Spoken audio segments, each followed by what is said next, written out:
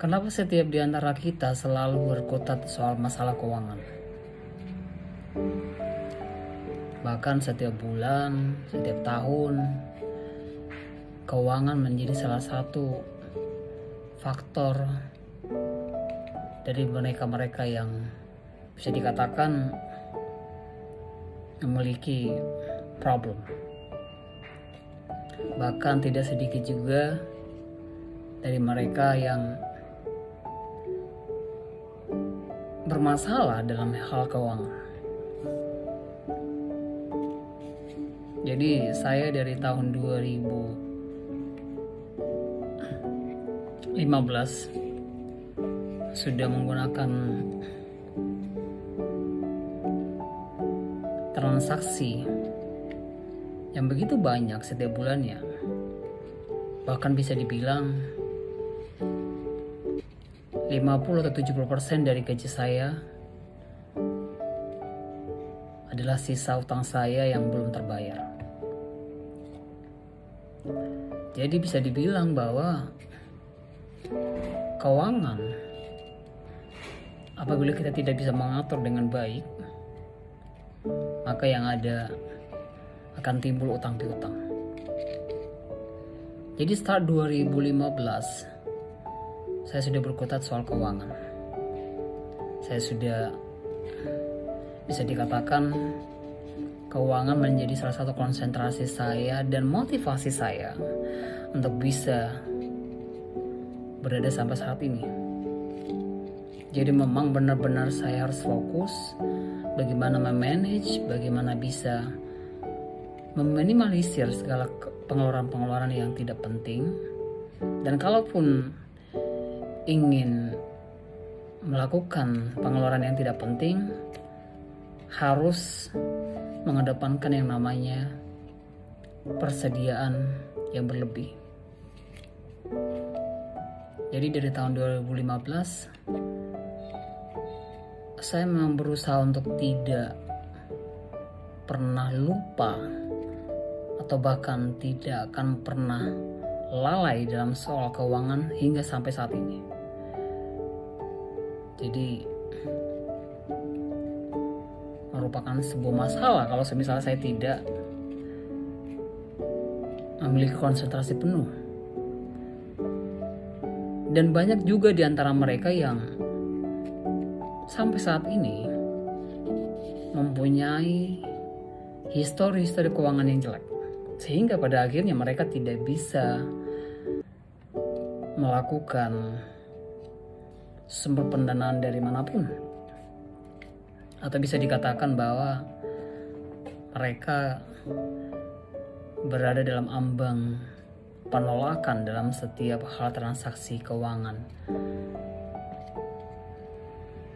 Jadi ini memang benar-benar sangat dibutuhkan, bukan hanya soal sarjana ekonomi sama seperti saya, tetapi semua daripada kita harus konsentrasi bahwa di saat kita mencampur adukan keuangan dengan kebutuhan dan pengeluaran lebih besar daripada pendapatan, maka yang ada adalah pengeluaran yang membengkak.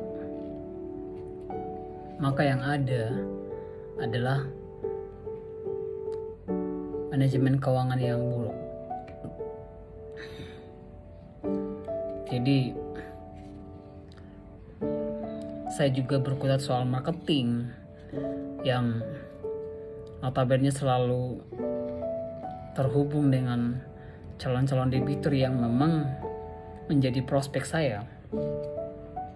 Dan banyak di antara mereka memang bermasalah soal keuangan yang pada akhirnya menjadi salah satu faktor penolakan dalam setiap pengajuan hal transaksi keuangan, seperti pinjam dana atau perbankan, kartu kredit dan lain sebagainya. Jadi memang fokus bahwa keuangan atau transaksi keuangan itu sangat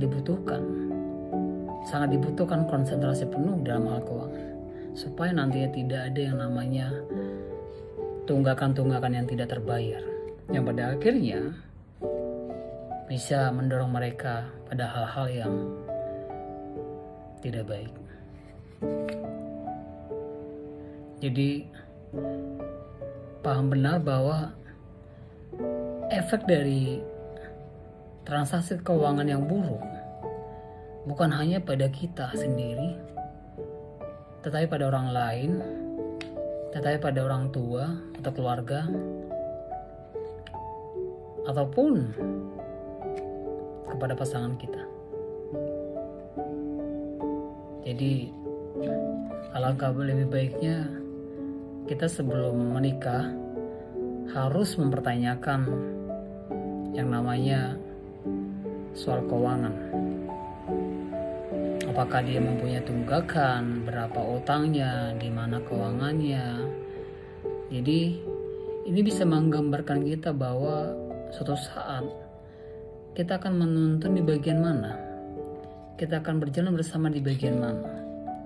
Kalau satu timpang, satu berat, satu ringan, maka yang ada ketidakseimbangan dalam hubungan. Jadi thanks untuk beberapa orang di luar sana yang mengajarkan saya betapa pentingnya untuk mengatur keuangan, meskipun sebenarnya itu menjadi salah satu faktor saya atau kita atau orang di luar sana berhasil. Thank you.